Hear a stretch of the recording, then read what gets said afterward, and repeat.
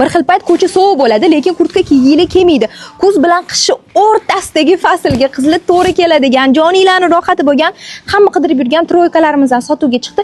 Ichini o'zini kiyib yursanglar ham bo'ladi, ustidan balunoviy nimchasini qo'ndirib olib kiysanglar ham bo'ladi. Ranglarini ko'rsataman sizlarga. Ivory rangidan bor, koreshnoviysidan bor, temный siniy seri qora rangidan ham sotuvda bor. Yo, sevinch, bu menga kaltalik qiladi desanglar, qora suv filialimizda hamma narsaning yechimi bor. Yaqinroqdan kelinglar.